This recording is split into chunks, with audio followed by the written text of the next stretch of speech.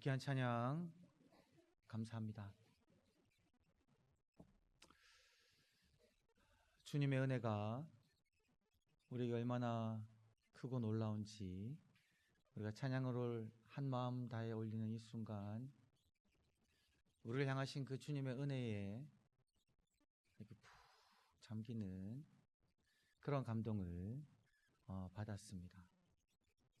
우리의 약함이 주님 앞에 온전히 드러나고 우리의 약함을 우리가 겸손히 인정할 때에 주님의 그 능력이 우리를 강하게 하시고 우리의 약함까지도 빛나게 하신다.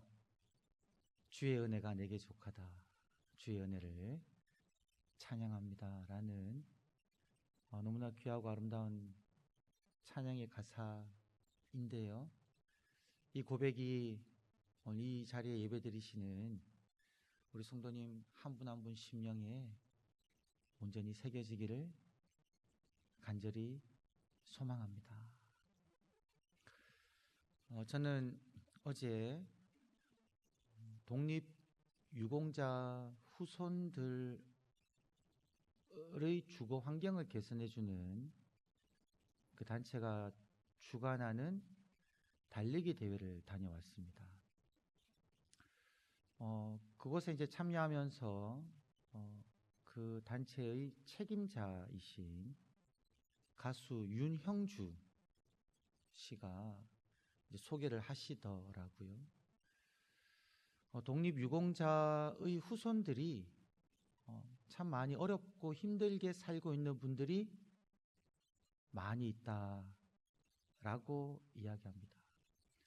독립유공자분들은 어떤 분들이시냐면 1895년부터 1945년 8월 14일까지 대한민국의 국권 회복을 위하여 일제에 항거하고 독립운동을 하다가 순국한 이들은 순국선열이고요. 그리고 항거한 분들을 애국지사다 이렇게 부르는데요. 이러한 일이 인정이 되어서 나라로부터 건국 훈장이라든지 건국 표창이라든지 대통령 표창을 받은 분들이 독립유공자 분들이십니다.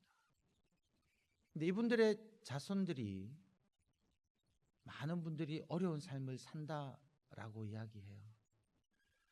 그 독립운동 하시던 선조분들이 이제 독립운동에 매진하시다가 자녀들을 잘 돌보지 못하고 그리고 그 후손들이 여전히 나라의 도움을 받긴 하지만 경제적 어려움으로 참 그렇게 어렵게 살고 있는데 이분들을 위한 이제 거주지를 좀 새롭게 지어주고 고쳐주는 그런 운동이 있었습니다.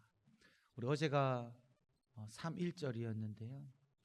저희가 오늘 3.1절을 지난 이 첫 번째 주일에 우리 예배를 드릴 때 3.1 만세 운동을 했을 뿐만이 아니라 나라의 독립을 위해서 애쓰시고 가정을 돌보시지도 못하고 목숨까지 잃으셨던 그 많은 분들의 그 희생으로 인해서 우리가 이렇게 독립된 나라에서 살 수 있음을 우리가 기억하며 그분들의 희생뿐만이 아니라 그분들의 후손들이 어려운 삶을 살고 있다라고 하는데 우리가 기회가 되면 또 그들을 돕고 또 그들을 위해서 기도하며 그들의 삶이 나아질 수 있도록 그렇게 힘쓰시는 우리 성도님 한 분 한 분 되기를 간절히 소망합니다. 여러분, 우리들은요 신자라고 불리고 성도라고 불립니다. 신자는 믿는 사람이란 뜻이고요. 성도는 거룩한 무리들이란 뜻입니다. 믿는 자가 되어 하나님의 거룩한 무리가 된 이들이 저희들인 거죠. 여러분, 신자로 불리고 성도로 불릴 수 있다라는 것이 얼마나 큰 축복인지 말로 다 할 수가 없습니다. 우리가 예수를 믿음으로 말미암아 받은 그 축복이 무엇입니까? 우리가 오늘 갈릴리 찬양대가 찬양한 나의 약함 중에 제일의 약함이 무엇일까요? 내 안에 있는 이 죄악의 뿌리, 내 힘으로는 이 죄악을 어찌할 수 없는 죄에 빠져들어가는 그 연약한 우리의 마음, 이것이 우리의 연약함일 텐데, 이 연약한 우리들을요, 하나님께서는 하나님의 사랑받는 아들과 딸로 부르셨다라는 거죠. 우리의 그 모든 죄악들을 다 용서하셨다라는 겁니다. 영원한 생명을 우리들에게 약속하셨습니다. 여러분, 이러한 축복을, 이러한 은혜를 우리들은 받아 누리게 되었다라는 겁니다. 이러한 은혜를 우리가 날마다 곱씹으면서 살아갈 수 있기를 간절히 소망합니다. 근데 여러분, 이 연약한 우리들이, 이 죄악에 매여 있던 우리들이 어떻게 놀라운 축복을 누릴 수가 있었는가? 어떻게 그것이 가능하게 되었는가? 라는 말입니다. 우리가 어떻게 영원한 생명을 누릴 수 있다는 말입니까? 여러분, 우리 이 땅에서 현실을 바라보면요, 우리의 약함을 압니다. 어떻습니까? 아무리 강건하더라도, 우리가 젊을 때 아무리 힘이 넘치더라도 우리의 젊음은요, 영원히 지속될 수가 없습니다. 시간이 지나가면 내 얼굴에 생기는 주름을 어떻게 할 수가 없죠. 시간이 흐를수록 우리들은요, 이 육신의 생명은 점점 노쇠화가 일어나고 죽음으로 걸어가고 있음을 부정할 수가 없습니다. 진시 황제가 영원히 살고 싶어서 자신의 모든 부하들을 다 동원해 가지고 불로초를 구하려고 해도 여러분 불가능하죠. 죽음을 향하여 달려가는 것이 우리의 본질인데요. 그러나 우리가 어떻게 영원한 생명을 약속받을 수 있단 말입니까? 어떻게 그것이 가능하게 되었냐라는 거예요. 내 마음속에 있는 이 죄악을 내가 어찌할 수 없음을, 인생을 살아가면 갈수록 우리의 악함을 깨닫게 되는데, 내 마음을 돌아보면 볼수록, 나를 성찰하면 성찰할수록 정말 악취가 나는 그 죄악을 발견하게 되어서 절망감에 빠지는데, 어떻게 이 죄악들이 용서함을 받고 죄가 없어지며 거룩하신 하나님의 아들과 딸이 될 수가 있냐는 말입니다. 여러분, 우리의 죄악 중에 가장 큰 죄악은 무엇일까요? 그것은 바로 창조주 하나님을 알지 못하는 죄악입니다. 창조주 하나님에게 반역하는 죄악입니다.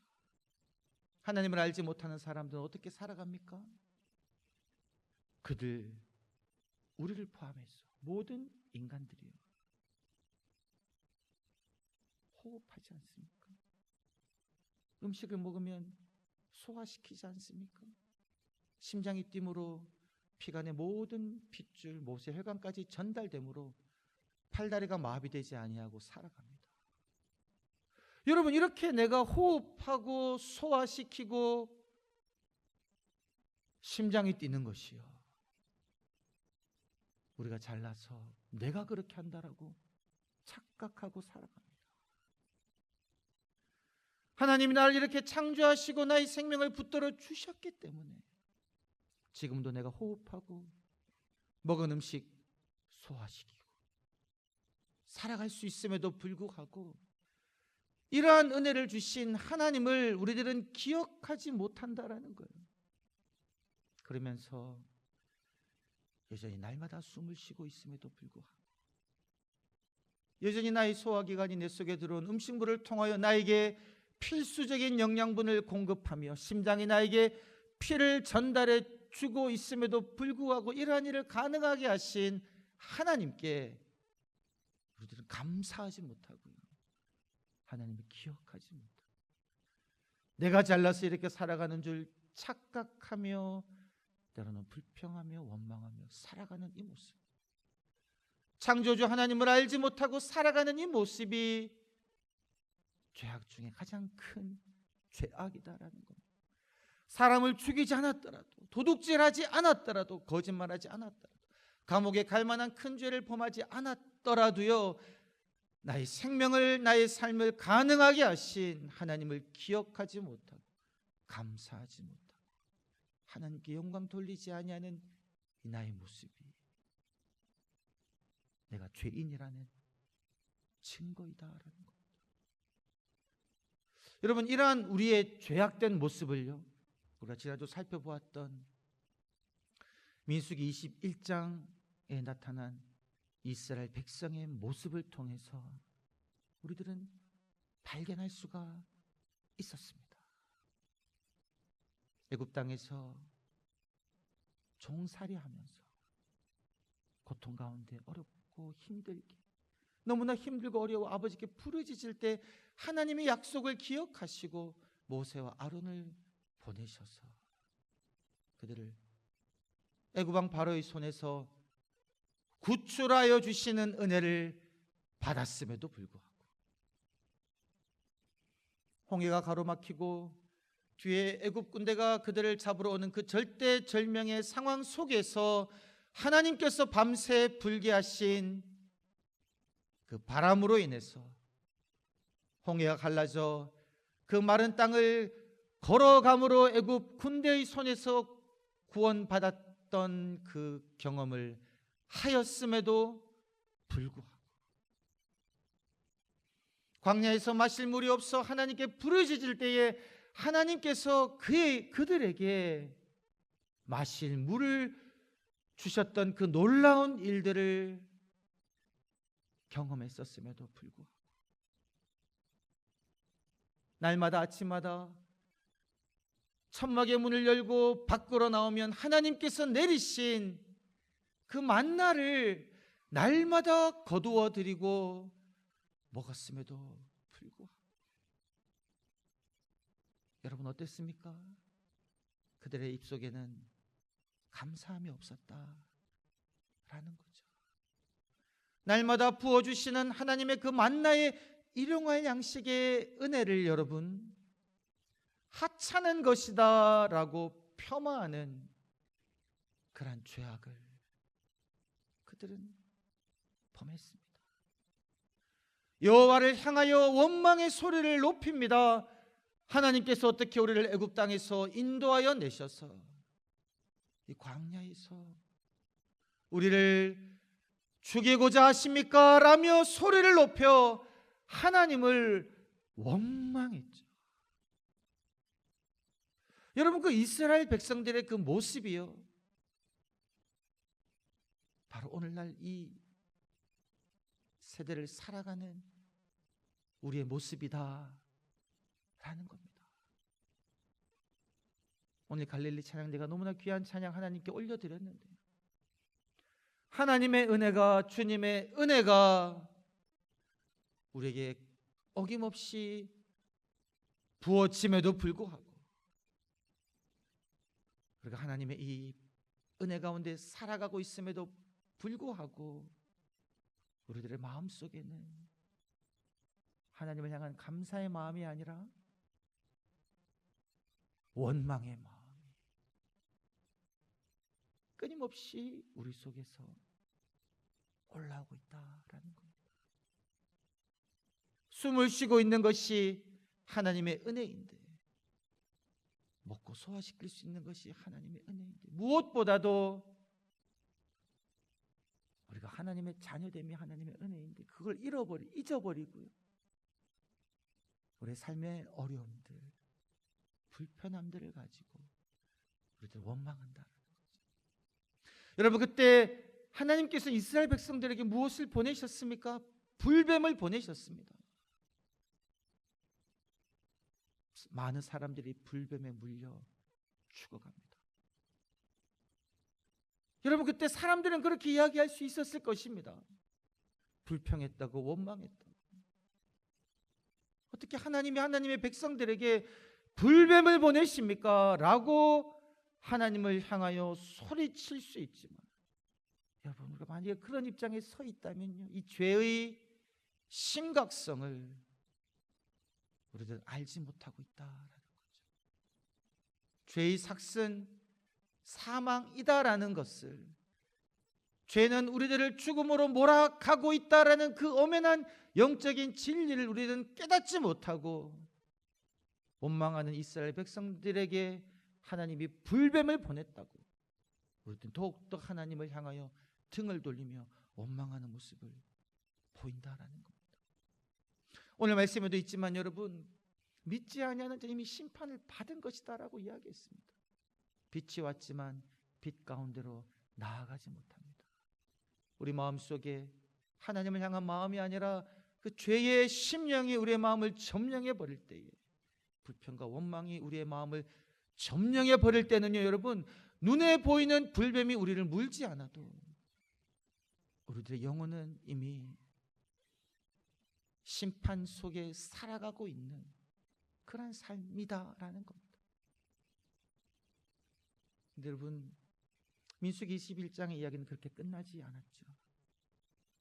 하나님께서 불뱀을 보내셨지만 이스라엘 백성들이 우리가 하나님을 원망함으로 죄를 지었습니다라고 죄를 고백할 때 하나님께서는요, 구원의 길을 그들에게 여셨습니다. 놋뱀을 만들어 장대 위에 매달아라. 그것을 보는 자는 살 것이다. 하나님의 그 말씀에 따라 모세는 놋뱀을 만들어 장대에 높이 메어 답니다.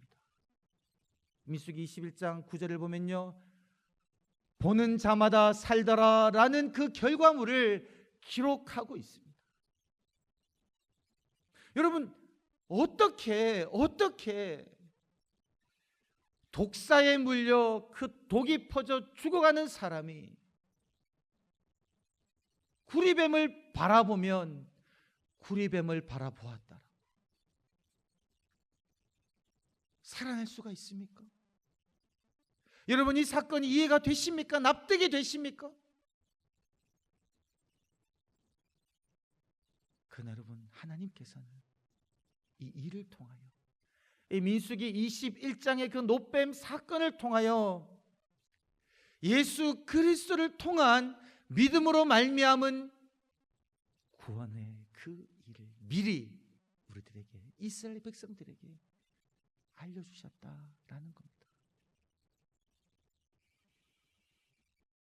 오늘 말씀을 보게 되면 예수님께서 그렇게 말씀하셨습니다. 모세가 광야에서 뱀을 든 것 같이 인자도 들려야 하리니 이는 그를 믿는 자마다 영생을 얻게 하려 합니다. 모세가 광야에서 뱀을 든 것처럼 여러분, 인자이신 예수님께서 들린다라는 말은 무슨 말씀일까요? 그 말씀은 다름 아니라 예수님께서 친히 십자가 나무 위에 매어 달리고 죽으시고 부활하셔서 하늘로 올라가신다라는 것을 말씀하고 계시다라는 겁니다. 예수님께서도 모든 사람들이 구원을 위하여 쳐다보는 장대 위에 매달린 놋뱀이 되어 죄악이라는 불뱀에 물려 죽음에 이른 이들에게 생명을 주시겠다라는 그 말씀이다라는 거죠. 그 말씀처럼 우리 주님께서는요, 십자가에 못 박혀 죽으셨습니다. 여러분, 우리가 바라보아야 하는 것이 무엇일까요? 우리가 쳐다보아야 하는 것, 바라보아야 하는 것, 그것은 바로 우리 주변을 기어다니고 있는 수많은 불뱀들이 아닙니다. 우리를 죽이려고 달려드는 그 수많은 불뱀들, 우리가 처해 있는 어려운 상황들, 불편함들, 어려움들이 아니라 그 불뱀들에 물린 우리들을 구원하시기 위하여 친히 이 땅에 오셔서 십자가에 못 박혀 죽으신 예수 그리스도를 우리가 바라봐야 한다라는 겁니다. 오늘 말씀은 우리들에게 분명하게 이야기하고 있습니다. 인자도 들려야 하리니 이는 그를 믿는 자마다 영생을 얻게 하려 합니다. 예수 그리스도를 믿는다라는 것이 바로 나를 위하여 십자가를 지시고 죽으시고 부활하신 예수님이 나의 구원자이십니다. 나의 주님이십니다. 죄의 독에 퍼져 죽어간 나를 온전히 살릴 수 있는 분이십니다 라는 그 믿음의 눈으로 예수 그리스도를 바라보는 것이, 예수님이 나의 주님이심을 고백하는 것이 바로 이 예수님을 믿는 것이다라는 거죠. 이번 주 한 절 외침이 그것입니다. 십자가에서 죽으시고 부활하신 예수 그리스도께서 나의 주님이십니다. 십자가에서 죽으시고 부활하신 예수 그리스도께서 나의 주님이십니다. 여러분, 이 고백이 너무나도 귀한 고백이기에 오늘은 특별히 이 고백을요 연속적으로 세 번, 세 번 여러분, 우리 온 마음을 담아 십자가에서 죽으시고 부활하신 예수 그리스도께서 나의 주님이십니다 라는 이 고백을 온 마음 다해 세 번 함께 고백하겠습니다. 십자가에서 죽으시고 부활하신 예수 그리스도께서 나의 주님이십니다. 십자가에서 죽으시고 부활하신 예수 그리스도께서 나의 주님이십니다. 십자가에서 죽으시고 부활하신 예수 그리스도께서 나의 주님이십니다. 아멘. 여러분, 서두에서 말씀드렸듯이 어떻게 우리가 영생을 누리게 되었습니까? 어떻게 우리의 모든 죄가 사함 받았습니까? 어떻게 우리가 하나님의 사랑받는 하나님의 아들, 딸이 되었습니까?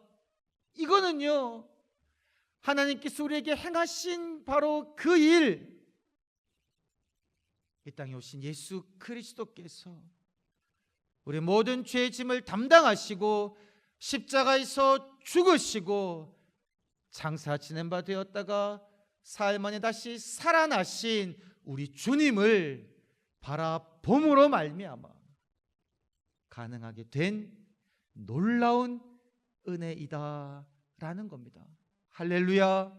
여러분, 이것이 우리가 받은, 하나님을 믿는 신자된 우리가, 성도라고 불리는 우리가 받은 놀라운 축복이다라는 겁니다.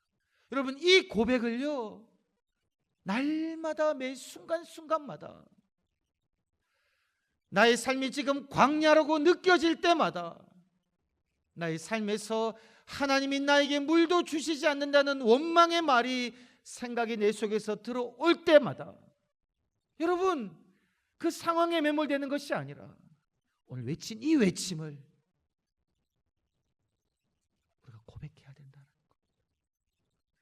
나는 장대 위에 매달린 놋뱀을 바라보며 살아났다라는 경험을 한 이스라엘 백성들처럼 나는 십자가에 달리시고 죽으시고 부활하신 예수 그리스도를 바라보고 믿음으로 말미암아 나는 하나님의 자녀가 되었다 라는 이 놀라운 은혜를 날마다 되새겨야 된다라는 사실입니다. 예수 그리스도를 나의 주님으로 고백하며 살아갈 때에 여러분 우리들은 이러한 축복을 받아 누릴 수가 있다는 거죠. 이러한 고백을 하는 우리들은 이제 그 믿음의 출발선에 선 사람들입니다. 이미 이 고백을 오래전에 하시면서 예수를 나의 주인 삼고 살아오고 계시는 분들은 그 믿음의 여정을 지금 걷고 계신 겁니다. 광야에서 이스라엘 백성들이 약속을 땅에 향하여 걸어가고 있는 것처럼 우리들도요 이러한 믿음의 여정 속에 있다라는 겁니다. 언제까지 이 믿음의 여정을 달려가겠습니까? 주님 다시 오실 때까지, 나의 생명이 다하고 저 천국에서 우리 주님을 배울 때까지요. 십자가에서 죽으시고 부활하신 예수 그리스도가 나의 주님이시다라는 이 고백하기를 멈추지 않아야 한다라는 겁니다. 때로는 이 고백이 우리의 마음속에서 희미해질 때가 있습니다. 삶의 어려움으로 말미암아. 그러나 그때도 이 믿음을 놓지 않아야 된다라는 겁니다. 사탄은 우리들에게 이야기할 것입니다. 하나님이 살아계신다고 너의 삶의 꼴을 봐라. 세상 사람들이 너에게 무엇이라고 하는지를 봐라. 네가 하나님의 사랑하는 아들이라고 네가 살아가는 삶의 그 모습들을 봐라. 여전히 죄 속에 살고 있는 너의 모습들을 봐라. 네가 어떻게 죄 용서받은 하나님의 자녀가 될 수 있느냐. 이런 말이 여러분 들려오는 그 순간이라도 이 걸음 걷기를 주님 다시 오실 때까지 멈추지 않아야 한다라는 사실입니다. 이러한 믿음의 여정을 끝까지 걸으셔서 마침내 주님 오셔서 잘하였도다 착하고 충성된 종아, 네가 너의 달려갈 길을 마치고 선한 싸움을 싸우며 믿음을 지켰구나 라는 말씀을 들으시는 한 분 한 분 되시기를 주의 이름으로 간절히 축원합니다. 살아계신 아버지 하나님 감사합니다. 주님의 은혜가 나에게 족합니다. 나를 위하여 생명을 내어주신 주님의 은혜가 나에게 풍족합니다. 나를 창조하시고 나의 생명을 지금도 붙들고 계신 하나님의 은혜가 족합니다. 예수 그리스도께서 나의 주님 되심을 날마다 고백하며 주님 다시 배울 때까지 이 믿음의 여정을 놓지 않게 하여 주시옵소서. 감사드렸고 구주 예수 그리스도의 이름으로 기도드리옵나이다.